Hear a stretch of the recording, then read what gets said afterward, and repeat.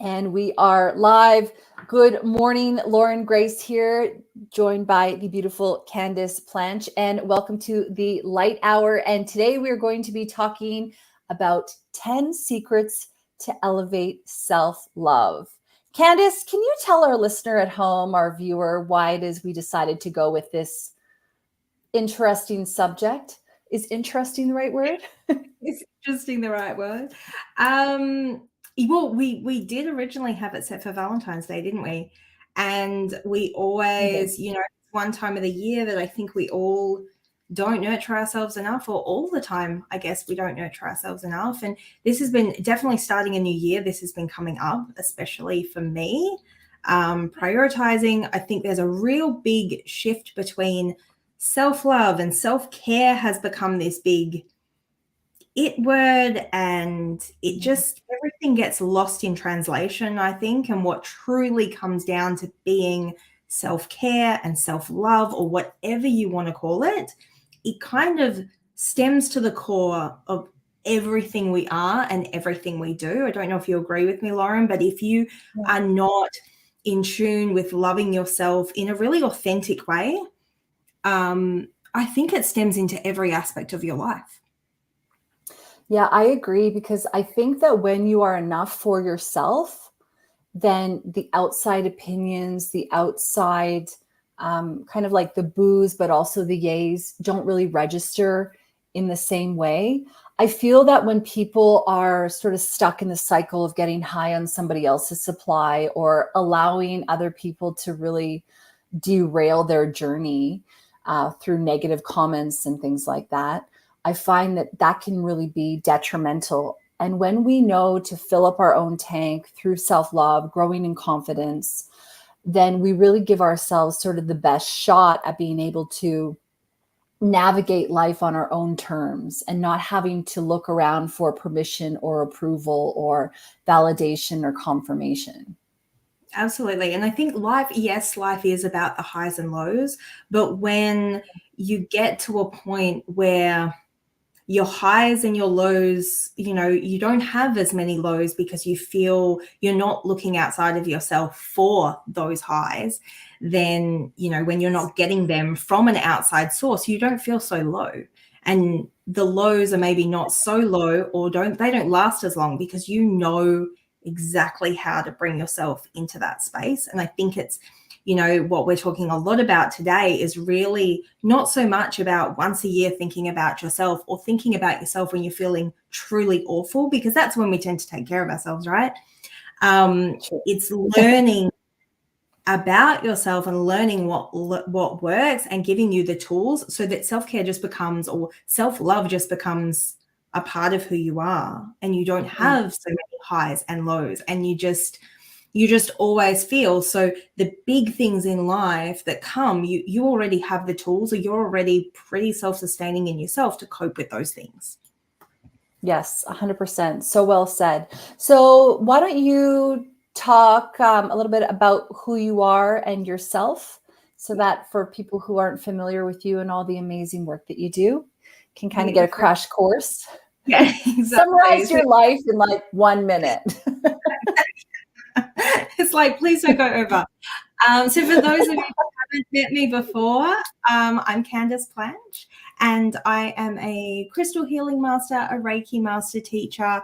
I started my journey because of a dark night of the soul, as Lauren likes to call it, which happened 7 years ago for me, thereabouts, maybe longer. And I really just jumped into this way of healing myself from within. I wasn't willing to go down the antidepressant route.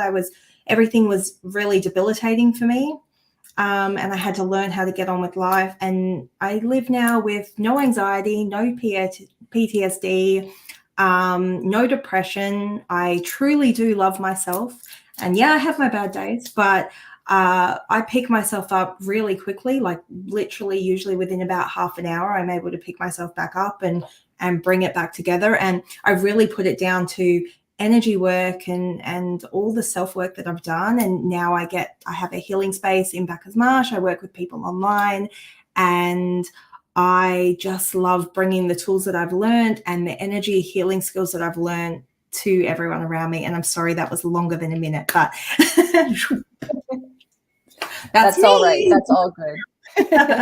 Yeah. And, I love that, as we learn and grow, we're able to kind of refine sometimes some of our processes. And one of the cool things that I love about working with you is that you and I have very different backgrounds. And so we're really able to complement each other in different ways. So my name is Lauren Grace. I'm a business and life mentor. I've been working for over 20 years in media, in online platforms, as an event producer. I have recently discovered in the last few years, or rediscovered, I guess you could say, that I'm also a medium and a seer. And I'm super passionate as well about helping people to master their mindset as well as grow in productivity. So manage their time so that they can get more of their life back. So today, and I'm also the podcast host of the Afterlight podcast with Lauren Grace.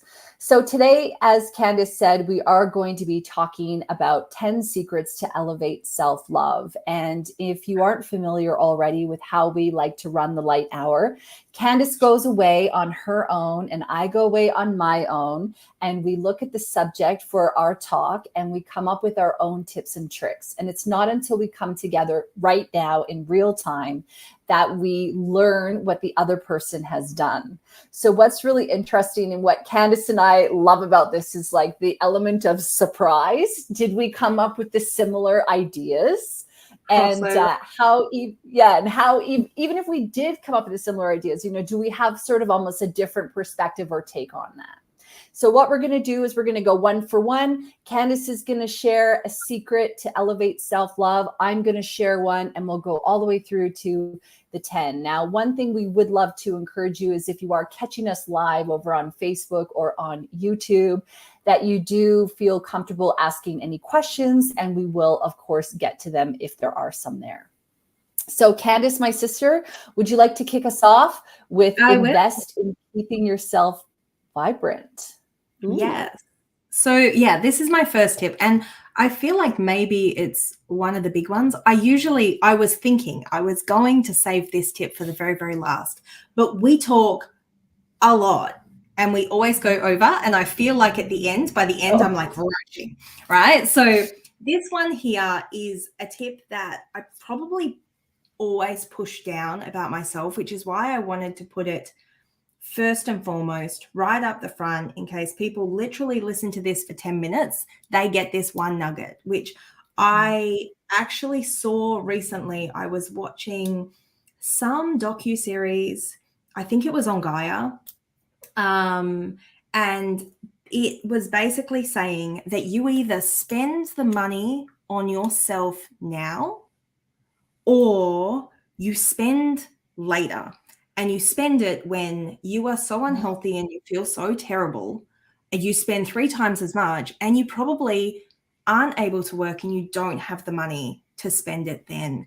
And this comes mentally, physically, spiritually, whatever it is, every aspect across our lives, we tend to go, I don't know, like, okay, so take the way we eat, for example. We generally go organic food, so expensive, right? But the quality of that food, the chemicals that you get in your body from eating just regular off-the-shelf stuff, it might cost you twice as much now to buy organic broccoli.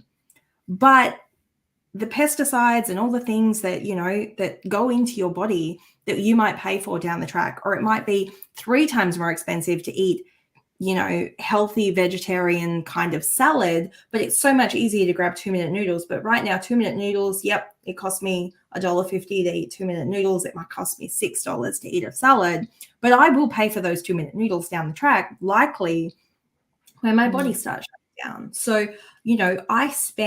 my family spends between $40 and $60 a week on celery. I juice for the entire family every single day, and that is an investment that I make in us and my family. So that's just one little thing that I know makes us feel better. I know makes our skin feel better. I know it gets us going in the morning. I know that first thing in the morning, I'm getting something incredible into my body and into my family's body. So I'm willing to invest that money now, because otherwise I will likely be paying down the track for it.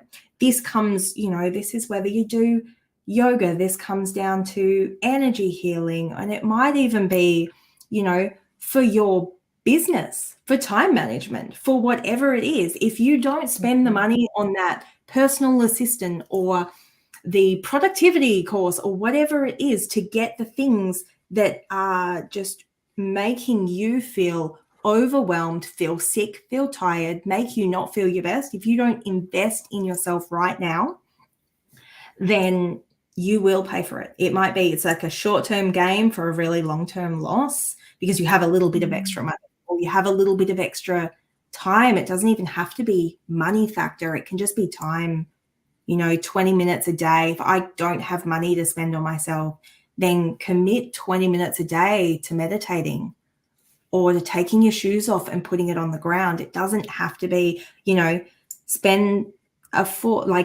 stay within what you can afford, but get the best food that you can get. Do the best things you can do for your body because you're totally worth it. And one of the things too, even water, just drinking enough water is super key.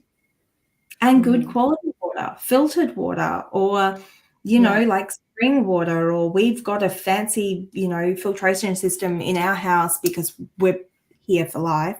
And we've noticed a huge difference with just, having pure filtered water and the way we feel, the way, you can't smell the chlorine that comes through the water. It's totally worth whatever investment you can put in yourself is never a waste, because you will pay for it when you're feeling pretty rotten. Yeah, I think that's really well said. And I know I was listening to the Life Coach School podcast a while ago, and Brooke Castillo, she's the host of that. And she was talking all about how she just invests in her brain all the time. Always, always, always investing in her brain, learning, reading, courses, everything that she can do, eating well, all that kind of stuff. And I think that sometimes, especially with people who might be doing it a bit tough, feeling like, oh, I wouldn't invest in the $40 to $60 a week in celery. But it's about doing those minor changes like you're talking about. It's about maybe, not feeling the pressure and putting the pressure on yourself to do everything, but understanding, like you said, what is going to keep you vibrant, what's going to make you feel a little bit better. Because I think we do cut a lot of corners sometimes right now where we go, oh, maybe I don't need to do that. Or maybe our minds talk ourselves out of things. And we kind of forget that, well, we only really live in the now. So if we're actually not taking responsibility for doing whatever we can to feel better now, then tomorrow's not guaranteed to us anyway. Absolutely. Yeah. And if we feel terrible now, your manifesting capabilities, you're going to keep feeling rotten. When you're in a slightly higher vibration, that's your new benchmark. And suddenly the opportunities that come for you, the money that starts to come in for you is a whole different frequency. Yes, please, mama. Yeah, exactly. And it doesn't have to be like, if you're in a situation where you can't afford to spend however it is, you don't even have $5 extra. There is, the library has just an overflow of books and resources and audiobooks and stuff. Go down to your library, start reading, spiritual books or books about business if you're in business, or just books about self-development, things that light you up just to help you, or make some switches in your budget. So, okay, maybe I don't need this, but I'm going to invest it in that instead. Yeah. And just look at things and go, am I really putting my resources into myself? Yeah, I love that. All right. So the second tip, although these aren't really in order, they're all, I think, equally important and really can stand alone on their own. So one of my secrets to elevate yourself in self-love is to forgive yourself. And I feel that when we say, oh, forgiveness, it just sounds cringe kind of, but I think that for me in my own journey, and Candice, I don't know if you can agree, but I feel that, when we spend a lot of time almost like looking at situations and that make us more of a victim or wishing things had been different, that we spend a lot of time kind of holding ourselves hostage in a way, like keeping ourselves small, keeping ourselves as a victim. And I think that what we need to understand is that we're operating at the level that we're operating at. When we know better, we can allow ourselves to do better. And so we just need to forgive, everything that we've ever done. We need to understand that we were operating at a different level of consciousness. And so were the people around us. And we need to forgive and move on. I really feel like it's super important. And I think one of the things that sort of comes up with forgiveness, number one, is like, well, how do we do it? The other thing is like, but I don't like these things that happened to me. How am I supposed to forgive them? You don't have to like them, but you have to accept that they happened. And you have to just decide that you don't want that to be your story anymore, that you're ready to allow that chapter to close so you can move forward and be, this strong, powerful being, giving back to yourself. So one of the techniques that I love is the Ho'oponopono technique, which is a Hawaiian technique. So one of the things that you could do is you could get a piece of paper and you could write down a list of grievances or thoughts or people or situations or whatever, just even dot points. You don't have to flush them out unless you want to. And you can go through the list. And essentially what you do is you go through the list one at a time and you go, I'm sorry, I forgive you, thank you, I love you. And now when we say I'm sorry, it's like, I'm sorry that it happened, the situation went the way that it did. I forgive you could be yourself, like I forgive yourself, me. I also forgive you, everyone that was involved.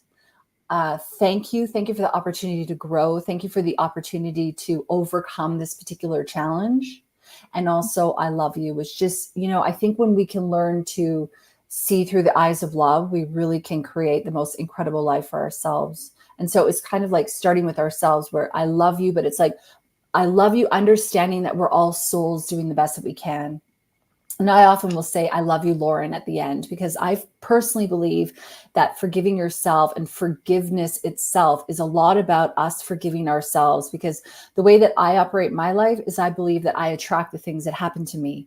So if I attract these experiences, even if they're difficult, I have to understand, or I understand for myself. And, of course, our listener at home, you, Candice, running through your own filter is always important. But when I go, okay, so I understand I attracted this situation for whatever reason, where's the lesson? Where's the opportunity here?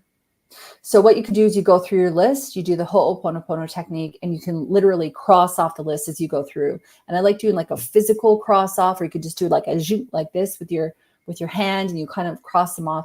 And if you have written it down, you can safely burn the paper and kind of release it off to the universe, or you can bury it, however you want to do it, and just allow yourself that freedom to be able to move on to the next level. I love that. Yes, absolutely. And forgiving yourself, it's such a hard word, forgive, because people do think that letting people off the hook, like that these things, if I forgive it, I'm going to forget it.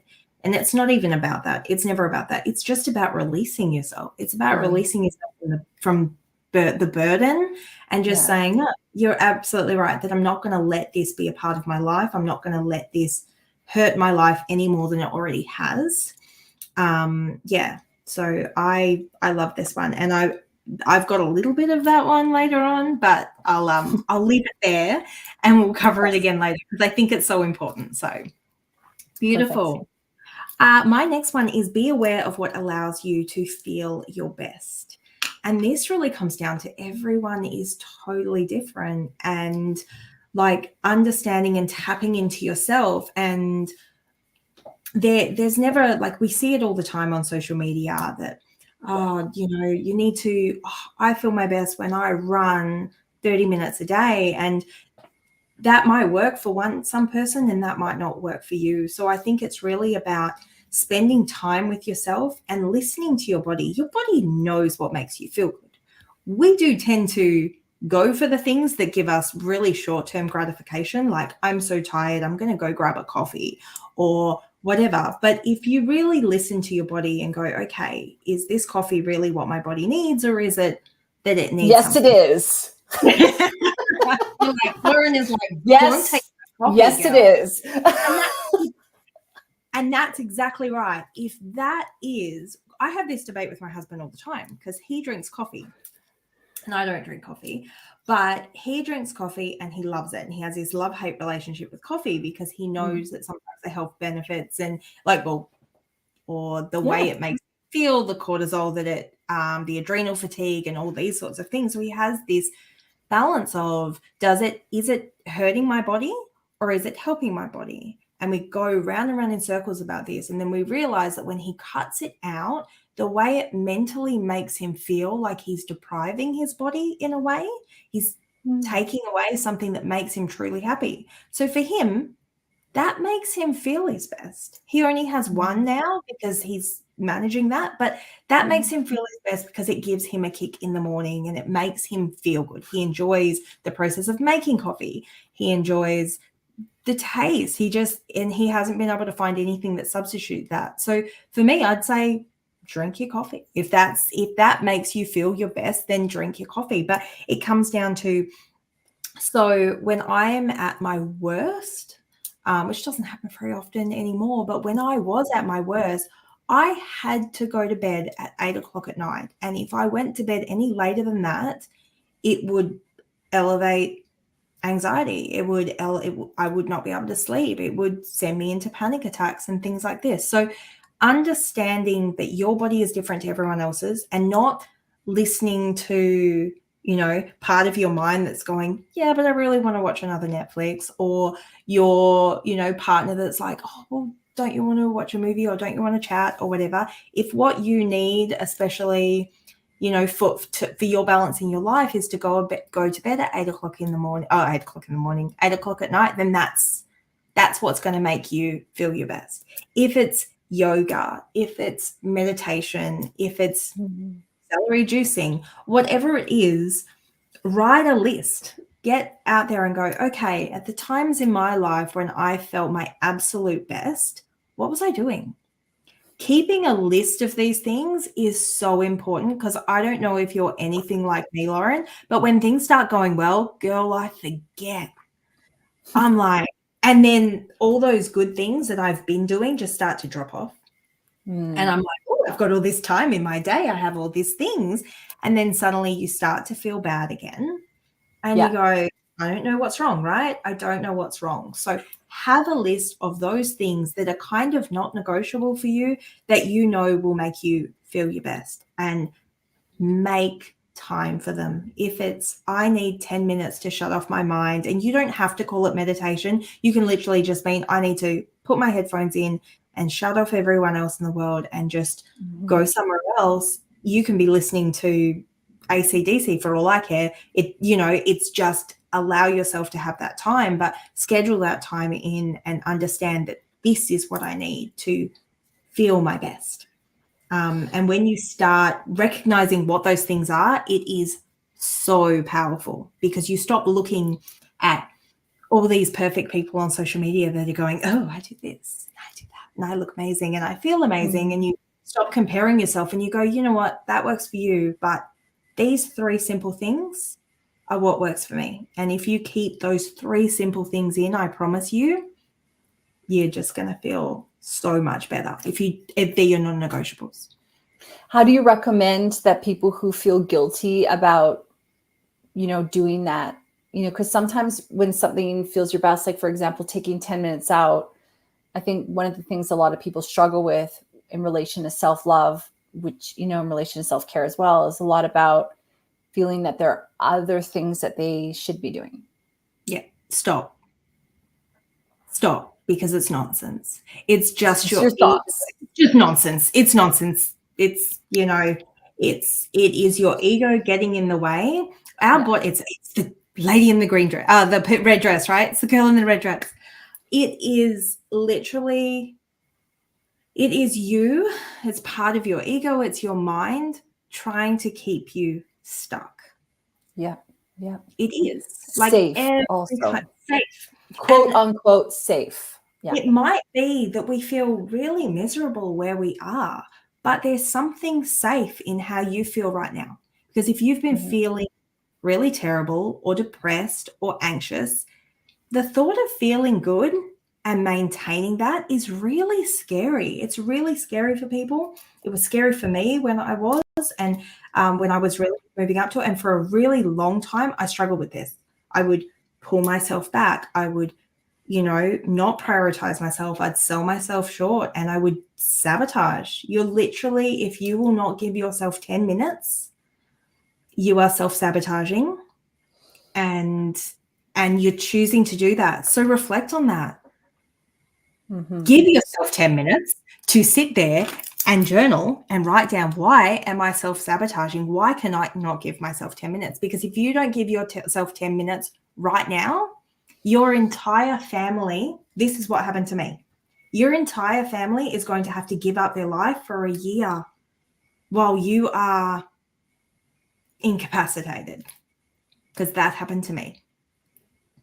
So 10 minutes every single day is absolutely worth it, because it is the worst thing on the planet to not be able to function. Sorry, I'm going to cry. To not be able to look after your family, to not be able to be there to support your family, and to go through that. And that is just because you have not felt worthy enough to give yourself that time, to make yourself a priority. So please do it. Yeah. Yeah.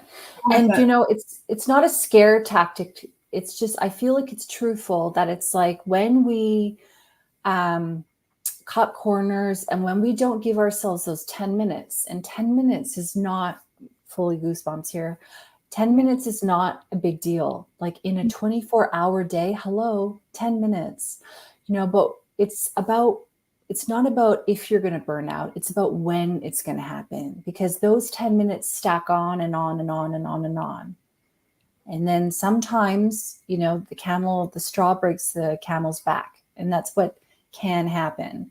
And so I'm not trying to do a fear-mongering thing here, but I think that we all know and can see in our own lives how when we neglect ourselves, when we aren't taking that time, those 10 minutes, how we really can have those moments where it's like, oh no, now I'm sick, or I've injured myself, or, even extreme situations like what you had to deal with. Yeah. And it's, by the way, like, you get to pick today when that 10 minutes is. When it builds up, you don't get to pick. And I promise you, it is never a good time. It's not at the time you need it to be. It is at the worst possible time, because that is when your brain is screaming at you, not now, not now, not now, just hold it together. And it goes, no, too much. So, yeah. All right. So I think that's a nice segue into my next thing, which is get to know yourself. So getting to know yourself is a lot about, it's kind of going on what Candice was talking about, which is, being aware of what makes you feel vibrant, being aware of what allows you to feel your best. I wanted to talk about getting to know yourself in terms of mirror work and in terms of the high five habit. So mirror work is essentially when we go to the mirror in the morning, we take a moment to really look into our own eyes. We don't take a moment to look at our roots that are showing, or our wrinkles or our imperfections, but actually taking that time to just look into our own eyes and seeing our own heart there. And one of the things that I think is absolutely so fantastic is that when we can take a moment to be with ourselves in the mirror, we can give ourselves an opportunity to really connect to ourselves, to ask ourselves, what is it that I'm feeling right now? What does support look like for me? And to really show up for ourselves in that way. So Louise Hay teaches about the concept of mirror work. And, you go in, you look at yourself in the mirror, you ask yourself these questions, or you can even tell yourself nice things. And recently I read Mel Robbins' book, which is The High Five Habit. And I listened as well to a podcast where she talked about this. So basically you get up in the morning, you go to the mirror, you look at yourself in the mirror, you have a moment where you think like, how can I show up for myself today? What kind of support do I need to give myself? And then after you have that connection with your own heart, that you give yourself a high five in the mirror to go, all right, girl, here we go. And there's a whole scientific thing in terms of the mind and like a physical action really complementing each other. And I'm not an expert in that. So if you're wanting a scientific explanation of that, go check out Mel Robbins' book. But the idea is that when we give someone a high five, we're saying, hey, you're great. We're like validating that person. And so as we take the time to get to know ourselves, and I think that a really easy way of doing it is brushing your teeth in the mirror, or washing your face, or moisturizing, all the things that we do in the morning as our morning routine to really give ourselves that time to connect to ourselves, connect to our own heart, and see what messages we have to say. Any thoughts on that one? I love that time. Like any time that we go on autopilot, I think is a really beautiful time for us to just reflect and get to know ourselves a bit better. Like that brushing your teeth. That's a couple of minutes every morning and every night where you could be criticizing yourself, or you could really be, pumping yourself up. So I love that. I love mirror work.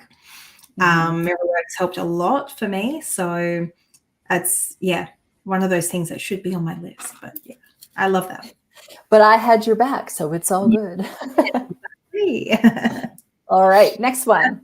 So my next one is switching off. So we are in this society that never, ever stops. People have, as much as we don't like to admit it, people have access to us pretty much 24 hours a day. Like, you see it for kids at school. I see it with my daughter at the moment. Like, gone are the days where we would come home after school and the only way you could communicate with your friends or even feel the pressure of the day was to walk down the street and go see, Jessie or whatever, or pick up the phone or whatever. But we are bombarded every single day. It's like our phone away, emails, phone calls, text messages, social media, the whole thing. And it can be the news. It can be it's coming at us from all sides. So my number one is to set boundaries as to when you're going to allow these things into your life. And that can be with work, that needs to be with social as well. So I don't know if anyone else gets this. Like, I mean, I get emails from clients. I get emails I get like notifications all the time. I try and set my notifications off.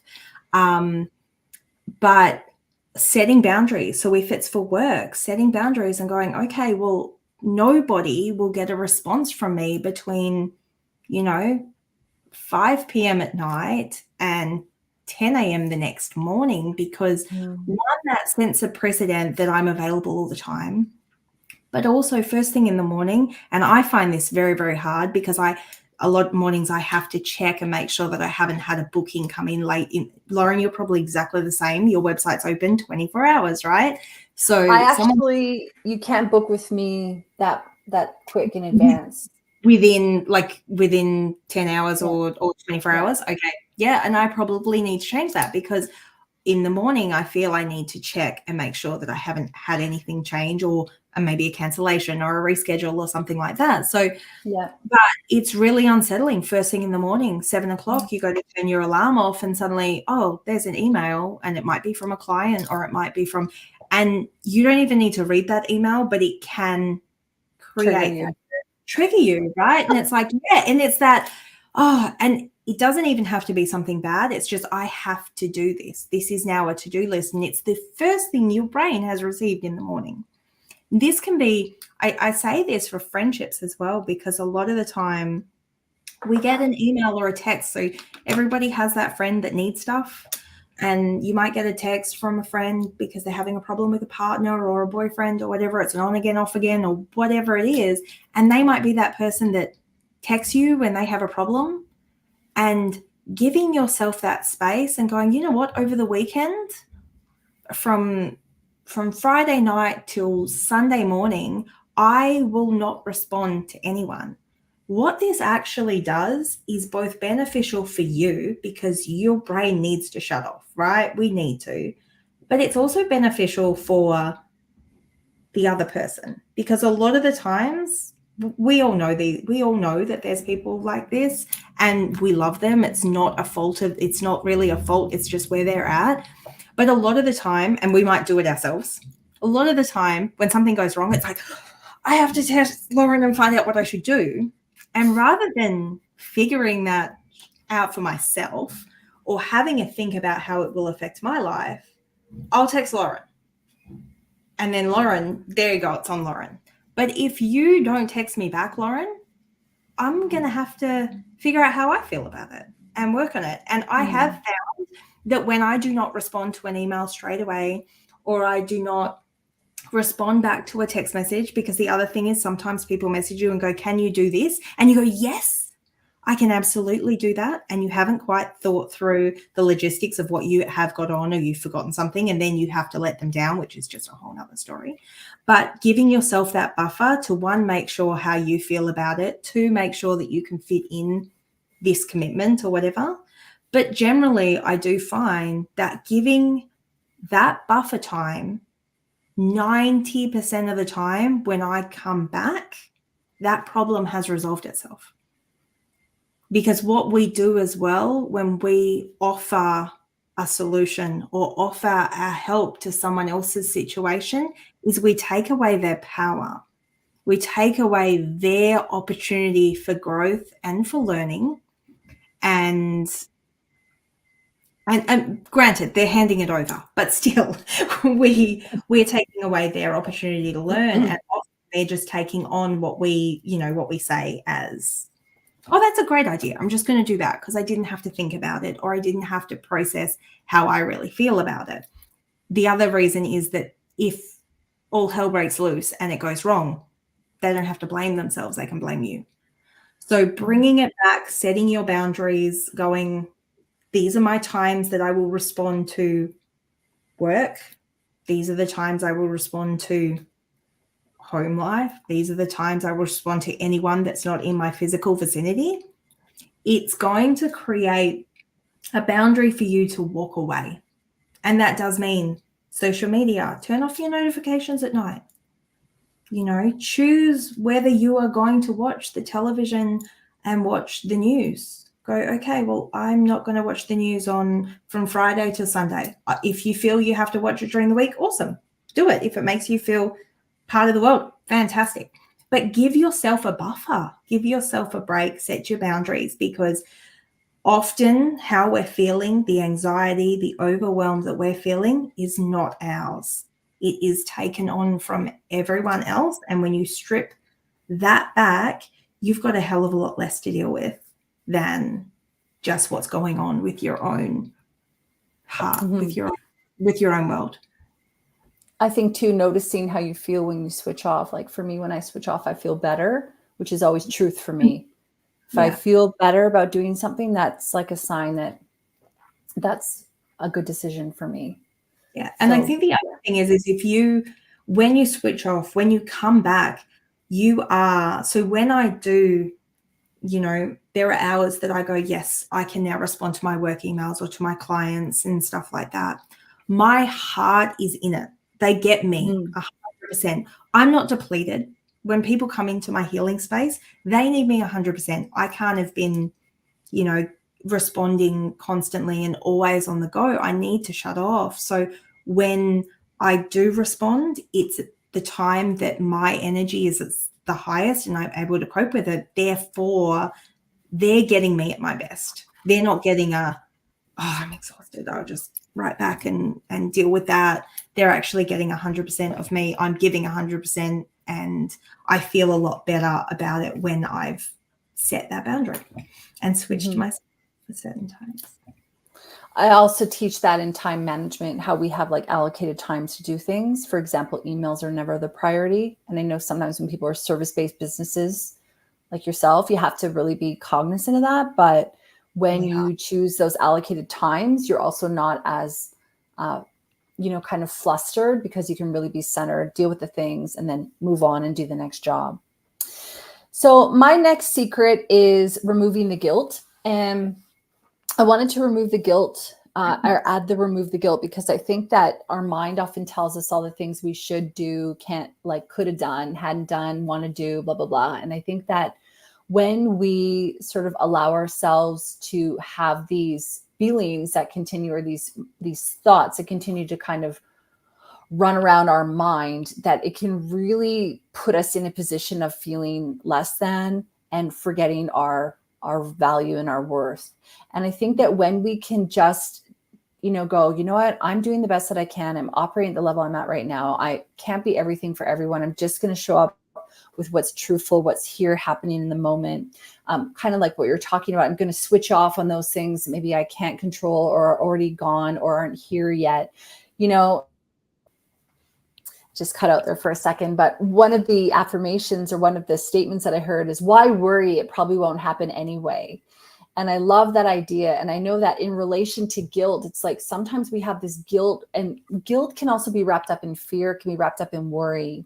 And so I think that when we allow ourselves to just kind of remove that and go, you know what, I'm not going to feel guilty about speaking my truth, or I'm not going to feel guilty about, you know, the things that I no longer can change, you know, the situations that happened in the past where maybe I didn't act the way that I wish I had, or I would act differently now, you know, just kind of giving yourself, again, it kind of complements the whole idea of forgiveness. But I think that when I was thinking about the things that really stop ourselves from loving ourselves, it's very often because we live in these like guilt and shame spirals that really stop us from being able to move forward.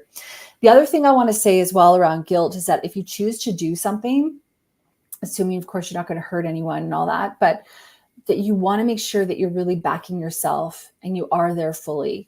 So, for example, if you want to eat a chocolate cake, or maybe not the whole cake, but if you want to eat a piece of chocolate cake, do it without guilt. Do it mindfully, you know, sit there and notice the texture of it, notice the smell, notice how it tastes, you know, savor the bites in your mouth. Notice all of the things about it and really be there fully, and don't be guilty or guilt-ridden while you're eating it. I think a big part about, you know, when I was talking about removing guilt, and one of the things I wanted to bring it up is because I think sometimes people take actions and they have this sort of mindset or this sort of feeling that they shouldn't be doing something. Like, for example, maybe having that second cup of coffee, or eating that piece of chocolate cake, or sleeping in, or knocking off work early to go do something. And I think that if we can honor where we're at, if we can be mindful, if we can be paying attention to the things that light us up and make us feel good, I think we'll make decisions that really support ourselves. And so if we can learn to remove the guilt and just be truthful with how we're feeling and honoring that, I think it'll help us a lot with elevating in our self-love. Absolutely. And like that really comes down to like living in the now. If you are living in the present right now, guilt doesn't come into it. Guilt is the past. You are very talented. You are eating a chocolate cake and you're feeling guilty about it right at this moment, because that takes a lot of self-control to keep eating it if you're feeling guilty physically while you're eating it. But well, a lot of people are emotional eaters and do that actually. But yeah, if you're mindful, you probably won't if you're make the mindful same about it, you're being in the now, and you recognize how it's going to make you feel, or how it makes you feel at that time. I think that definitely comes down to it. But understanding, that anything that's happened in the past is not changeable. All we can do is make better choices going forward. So, you know, leaving that guilt exactly where it is in the past and going, okay, I'm going to learn from it, and I'm going to step forward, and I'm going to do my best to not make those choices again. And that's, you know, and I'm going to grow from it. And that's all I think we can, do. Yeah. If we can let 100%. Go of guilt. Beautiful. Okay. This is probably going to segue into your next one. Exactly. Get comfortable saying no. So this is so hard for so many people. And I think I've touched on it a fair bit about setting boundaries, but this is a really different thing. We tend to want to people please. And when you truly love yourself, you'll realize that what you want matters just as much as what someone else wants. And it's not actually serving anybody doing anything that you don't want to do, because you won't give it 100%.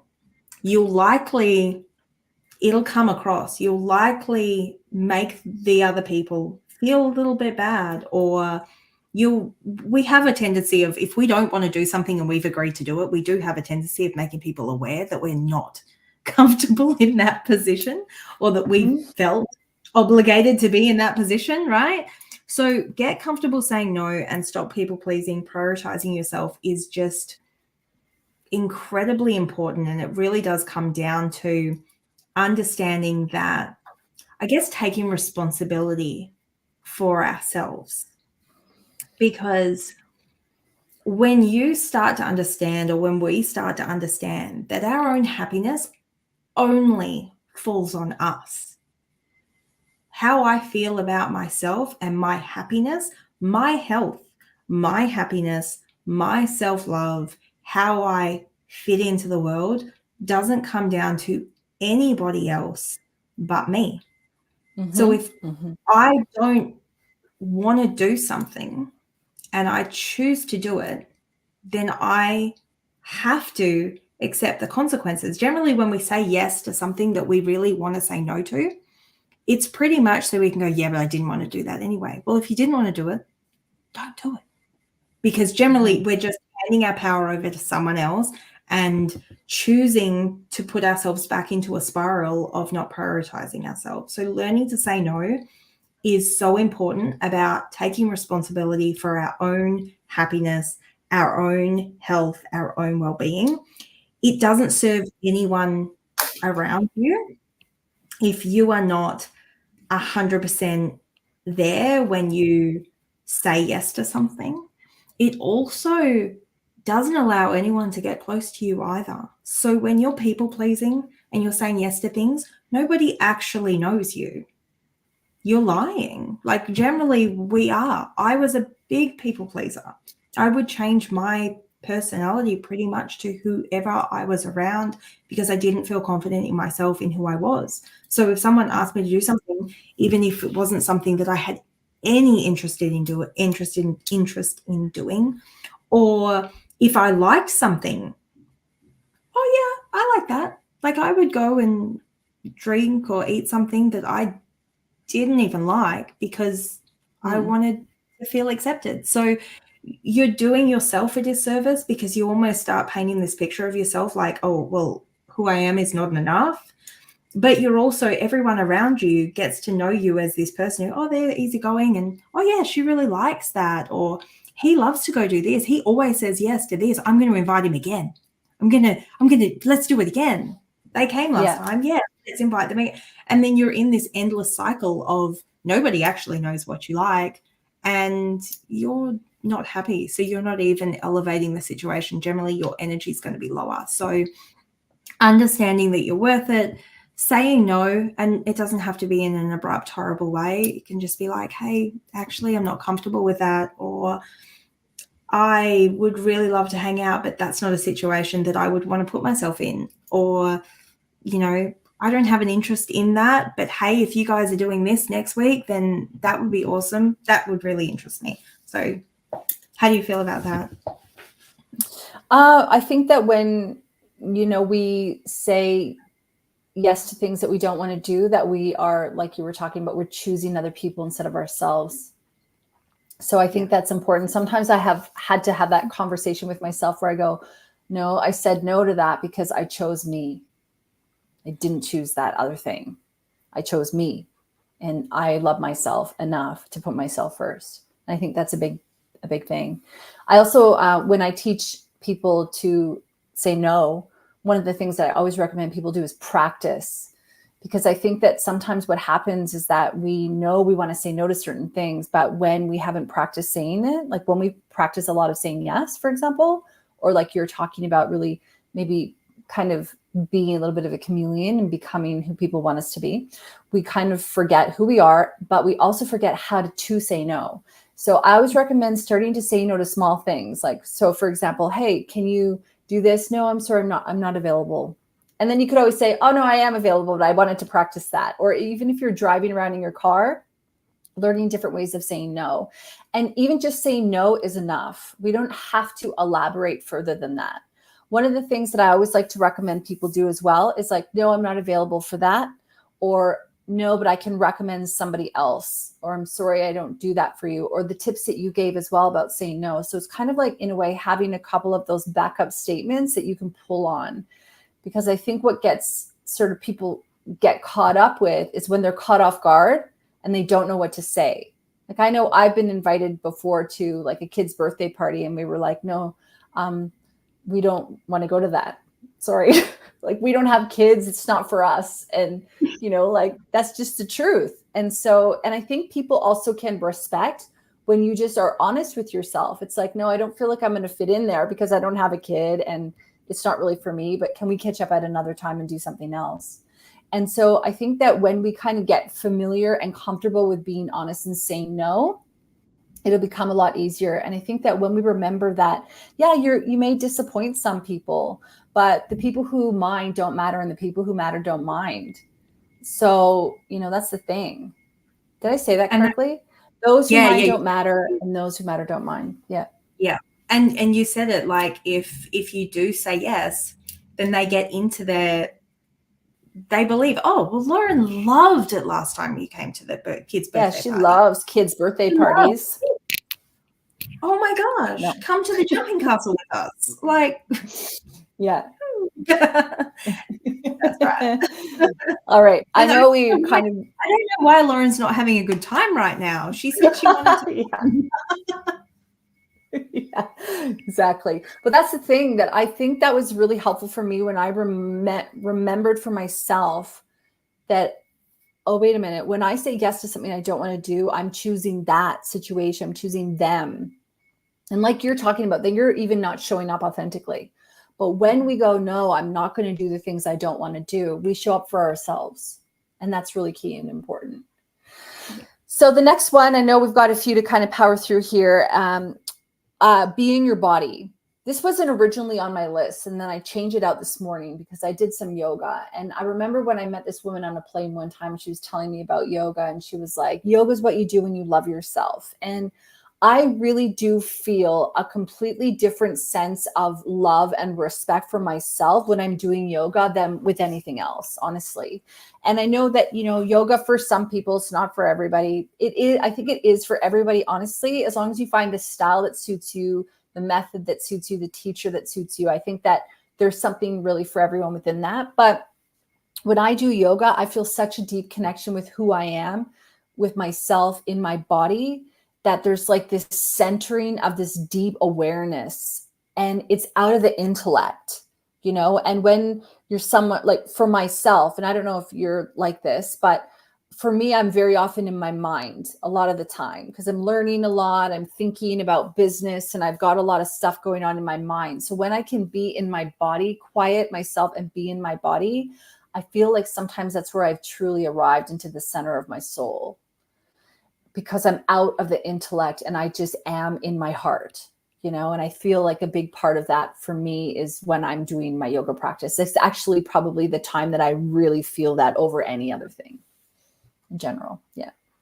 Yeah, I love that. I do think our bodies are one of the things that we probably give ourselves the most criticism about. So when you can truly be present and accept, like, a lot of people want to be out of their bodies. Like, a lot of us would happily trade it. So when you can nurture your body and actually truly connect with it in an authentic way, like yoga, or any way that you just feel, grounding is another great one. Grounding and meditation. So yeah, yoga allows that real connection. I love that. Yes, for sure. Because often, especially in spirituality, we try to disconnect away from our bodies, right? But we are a body. We are, we're in this vessel in this lifetime. So you do need to love it and respect and connect with it. And be in it. And be in it. A lot of the times I like hover above my body. I remember I went to a yoga class one time and the teacher was like, just feel into your feet. And I went, I can't feel my feet. She goes, what? Like, I can't, and so she said, lift your toes and put them back down. And that really helped me a lot to really center in. But the times of me being in my body are few and far between because I am so often in my head. In your head. Yeah, exactly. And often higher as well, especially if you're on any kind of spiritual, we're trying to connect in, we're trying to, ascend or awaken. So it's very important to bring ourselves back down. Otherwise your body will start screaming in ways that we don't want. We don't want to be. It'll find a way to bring you back in, and it'll generally be uncomfortable and painful. So yeah. Oh, thanks. Yeah.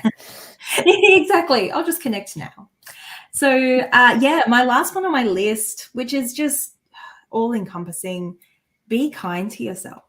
So it's really about accepting, as you said, everything that you've done without guilt, forgiving yourself, understanding that you're exactly where you are because, yes, because of the choices you make, but that every choice you make now going forward, you're in 1,000% in control of your own health and well-being. You are in control of your thoughts, even though we like to think that we're not.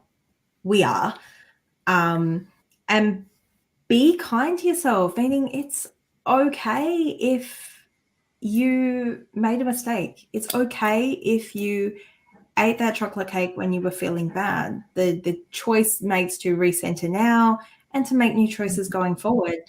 And, you know, understanding that where you are right now, that no amount of worry or negative self-talk is actually going to make your situation any better. So you may as well recenter yourself, come into your body and go, okay, I forgive you. I love you. We are where we are right now. Let's move forward with love and self-compassion and positivity and start making, you know, better choices or healthier choices, or, you know, let's start doing those things that I know make me feel better. So yeah, allow yourself to rest and to do what really resonates with you. You know what makes you feel good. You do.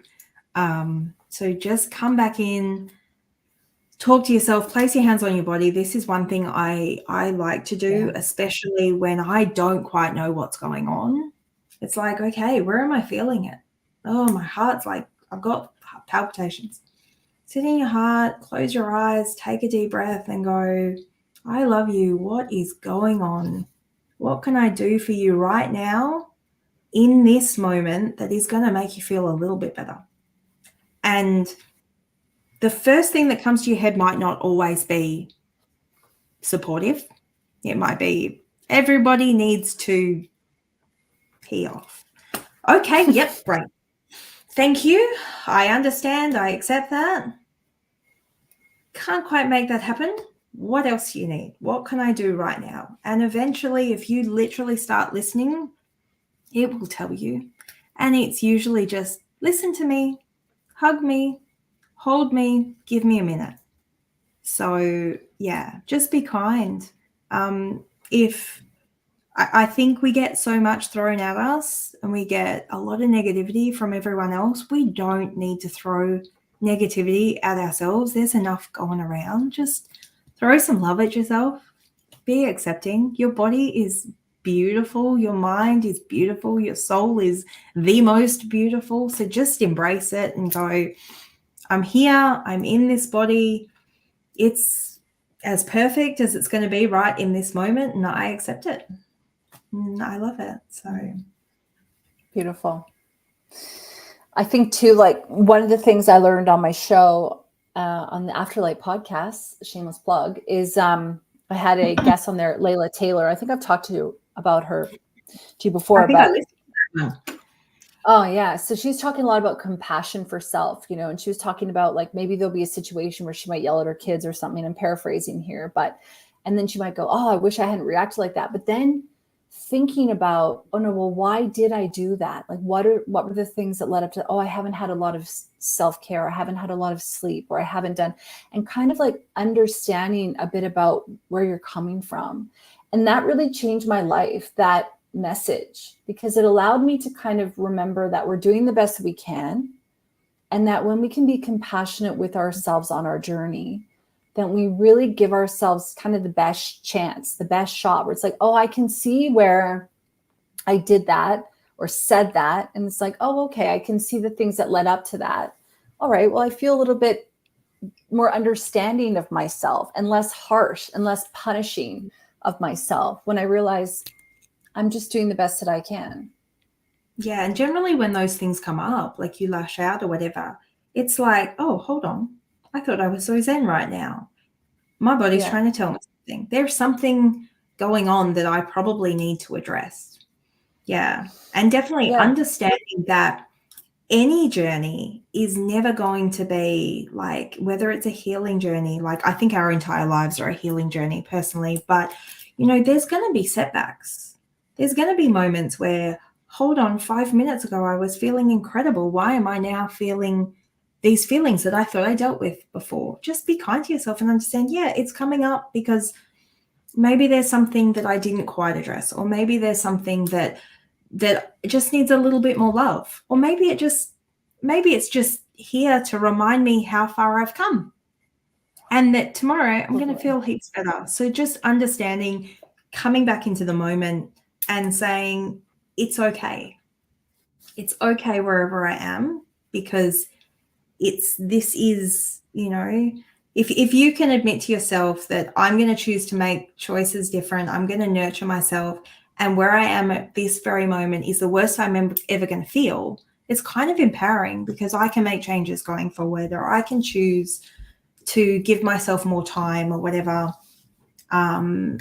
Yeah, you can really start coming into your heart and looking after yourself a bit better, loving yourself. So my next one, or my last one, is feel better now. And I think a big part about elevating in self-love is getting clear on what we can do to feel a little bit better now. And I was going to talk about backing your big idea and like giving yourself an opportunity to dream big, but sorry, my dog is kicking the door.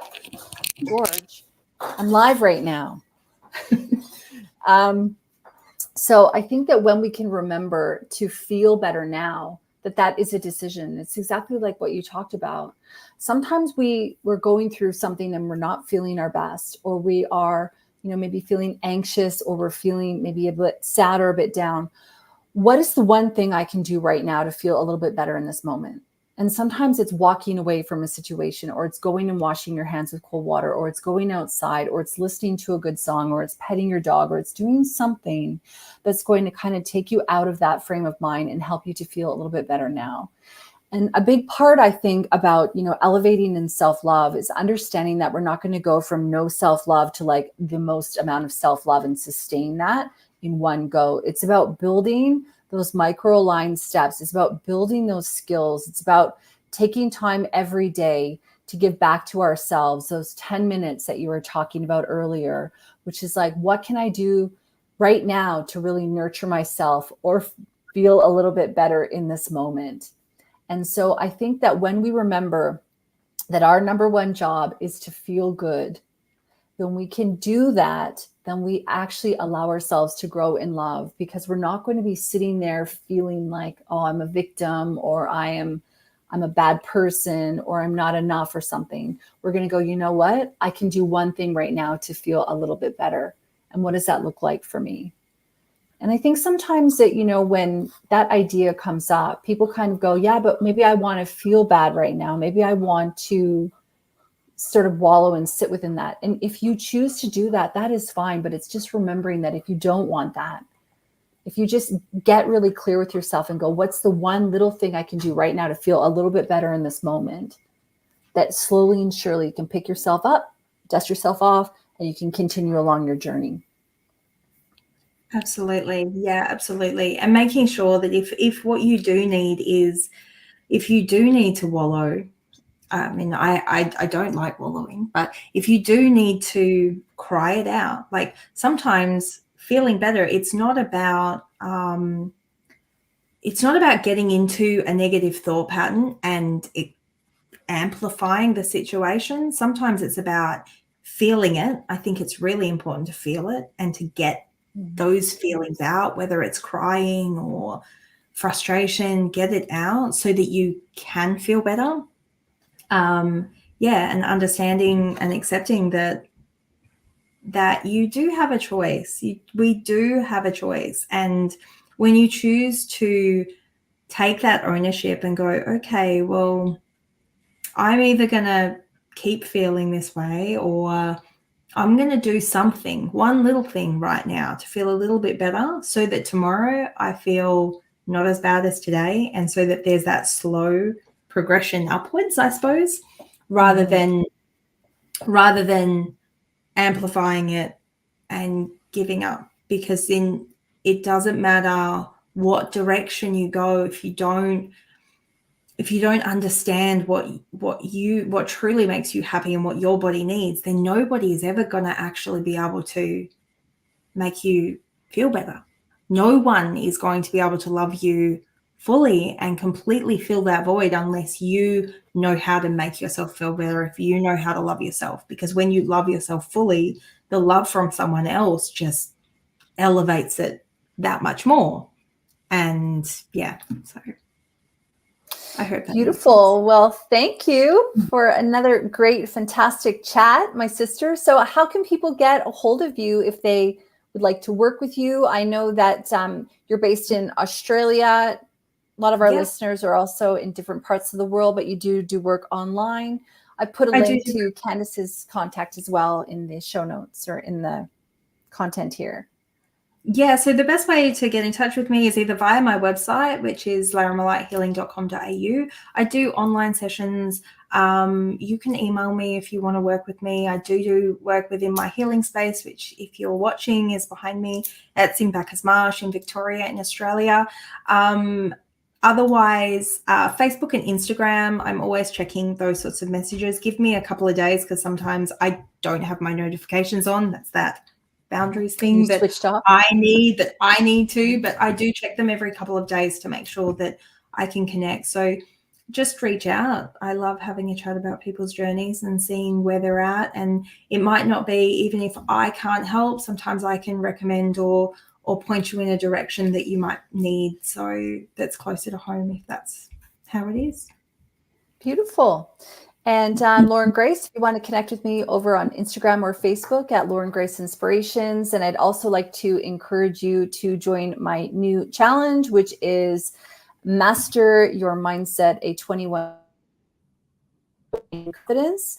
And that's available now on my website. So if you are resonating with the things that we've been talking about today on the show and you're ready really to go to the next level, every single day, I walk you through a different exercise and training. You get a full color workbook and an audio training from me as well for every day to really assist you in growing even more in confidence. So thank you so much for being on the show. We'll be back next month. Can't wait. Thank you.